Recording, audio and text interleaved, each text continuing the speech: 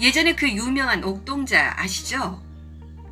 한때 옥동자의 인기는 대한민국을 휩쓸었다고 해도 과언이 아닌데요. 옥동자가 본명인 줄 아는 사람들도 많다고 하는데 사실 엄연한 본명이 따로 있습니다. 본명은 정종철인데요. 이름도 예사롭지 않네요. 이 이름을 들으니 갑자기 옛날 개그가 생각나는데요. 이름을 부르면 종철아, 종철아로 들리잖아요. 그래서 학교 종을 쳤다는 추억의 개그. 당시 어마어마한 인기를 누리던 옥동자가 갑자기 방송에서 사라진 이유와 최근 그의 놀라운 근황에 대해 알려드리겠습니다.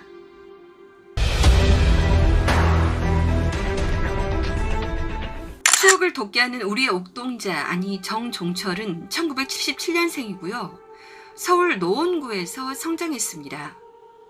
독실한 개신교 신자로 원래 꿈이 목사였다고 하는데요.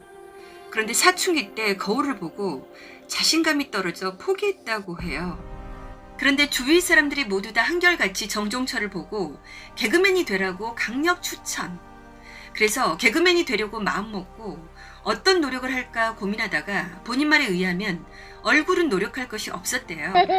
그래서 어렸을 때부터 모았던 돼지 저금통에 돈을 털어 녹음기를 샀습니다. 녹음기에 각종 소리, 개소리, 닭소리, 트림소리, 방귀소리, 변기, 물 내리는 소리, 자동차 소리 등 녹음해서 듣고 따라하고 듣고 따라하기를 반복하며 성대모사를 준비한 것이었어요. 중학교 때부터. 안타깝게도 아버지가 향년 50세에 일찍 돌아가셔서 일찍부터 돈을 벌어야 했어요. 고등학교 2학년 때부터 냉면집에서 알바를 시작했는데 용모 때문에 홀 서빙을 못하고 주방에서 일을 할 수밖에 없었다고 합니다. 그렇게 설거지부터 시작했는데 결국은 주방장까지 가게 되었어요.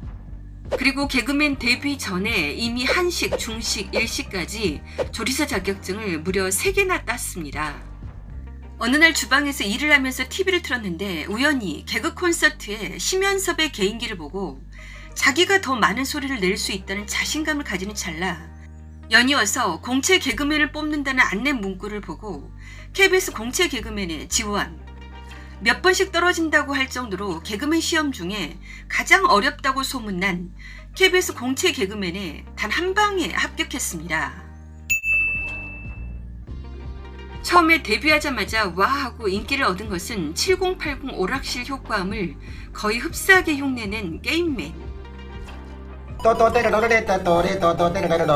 그 다음에는 어린아이들에게 최고의 인기를 얻었던 갈갈이 삼형제, 그리고 지금의 정종철을 있게 해준 얼굴도 못생긴 것들이 라며 그 얼굴로 미남 미녀 스타들을 구박하던 바로 그 옥동자, 그리고 보는 내내 본인의 이마를 강타하며 개그 드립을 했던 황당 반복 자학 개그 맞박이까지 연이어 신선한 아이디어를 개그에 얹어 새로운 개그 장르가 되며 연타석 홈런을 쳤습니다.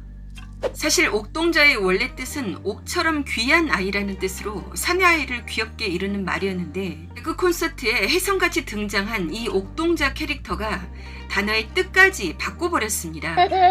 못생긴 사람을 이르는 용어로. 그래서 그 당시 산부인과에서 아이를 낳은 산모에게 의사가 옥동자를 낳았습니다 하자 산모가 충격을 받아서 울어버렸다고. 그러나 우리의 자신감 넘치는 옥동자는 얼굴도 못생긴 것들이 잘난 척 하기는 적어도 내 얼굴 정도는 돼야지 라고 외쳐댔고 그 말은 당대 최고의 유행어가 되었으며 지금도 기억하는 사람들이 많습니다. 못생긴 것들이 잘난 척 하기는. 잘생긴 것들이 이런 말을 했으면 얼굴 갑질로 매장당했을 텐데 우리의 독보적인 개성을 가진 옥동자가 하는 말이라 엄청나게 재밌었죠. 요즘에는 이런 말하면 외모 비하니 뭐니 하면서 난리쳤을 것 같기도 한데 개그나 유머를 가지고 뭐라 안 했으면 좋겠어요. 그러니 나라가 점점 유머가 없어지는 것 아니겠어요? 개그 프로도 다 사라지고. 어쨌든 정종철은 2000년대 초중반 꾸준히 인기 코너에서 활약하면서 개그 콘서트를 이끌었습니다. 그 후 2006년 결혼해서 일남 2녀의 다둥이 아빠가 되었어요. 결혼 이야기는 잠시 후에 자세히 다룰게요. 그런데 2000년대 후반 들어 예능이 대세로 자리 잡고 반대로 개그 프로그램의 인기가 시들어가며 그의 설 자리 역시 점점 좁아졌습니다. 옥동자는 자기 전문 분야인 개그 쪽에서는 재능을 멋지게 발휘했지만 이상하게도 예능에서는 그다지 인기를 얻지 못했어요. 그 이유가 놀랍게도 옥동자가 방송 울렁증이 있다고. 또한 상대편을 배려하는 것보다 빠르고 순발력 있게 남보다 자기를 돋보여야 하는 예능과는 다소 안 맞았나 봐요. 이렇게 개그 시장이 서서히 축소되기 시작할 때쯤 같이 팀을 이루며 인기를 이끌어갔던 절친 박준형이 과감하게 MBC로 이적한 후 옥동자도 같이 움직이게 되었습니다. 2008년 MBC 개그야로 이적해 나카펠라라는 코너를 했지만 반응은 별로 좋지 않았어요. 또한 다양한 방송사에서 여러 가지 시도를 했지만 성공적이지 않았고 2012년도에는 JTBC 라디오 옐로우박스의 DJ를 하기도 했습니다. 이렇게 개그 콘서트를 시작으로 10여 년간 개그맨으로 활발하게 활동하던 그가 이때쯤 갑자기 TV에서 사라졌습니다. 과연 무슨 이유 때문이었을까요? 드라마, 학교포, 영화, 그놈은 멋있었다 등에 출연한 촉망받는 신인 탤런트 황규림과 2006년 결혼했는데 아내와는 6살 차이가 난다고 해요. 아내의 미모로 옥동자의 결혼이 큰 화제가 되기도 했습니다.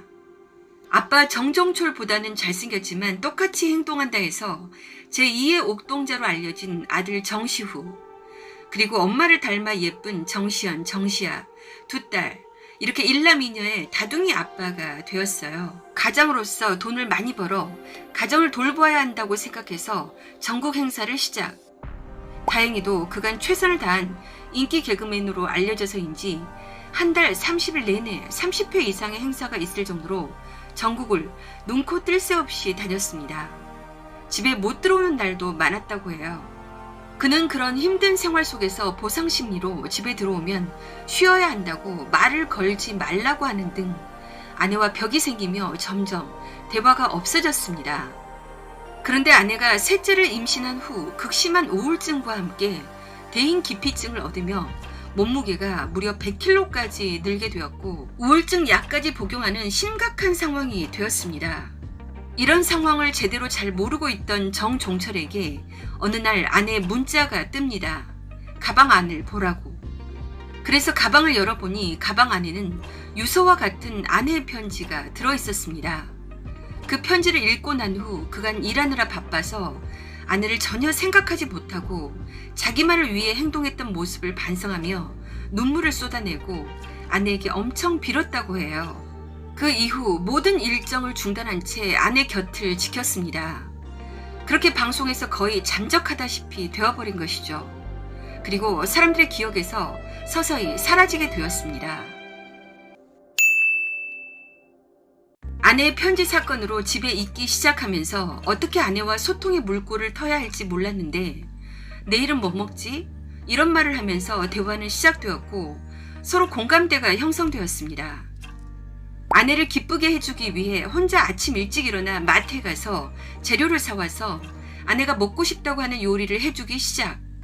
처음으로 김치찌개와 후라이를 해줬는데 아내가 너무너무 좋아하더라고. 그 모습을 보면서 그동안 김치찌개와 후라이가 먹고 싶었나 보다고. 아내가 맛있게 먹고 행복해하는 모습을 보면서 자신도 힐링이 되었어요. 계속해서 아내랑 어디를 가고 아내랑 뭘 먹었고 이런 식으로 자신의 있는 그대로의 사는 모습을 꾸밈없이 인스타에 보여주었는데 놀라운 일들이 일어나기 시작했습니다. 그런 모습을 보면서 인스타 팔로워들이 1명, 2명 늘더니 놀랍게도 현재 약 38만 명의 팔로워가 생겼습니다.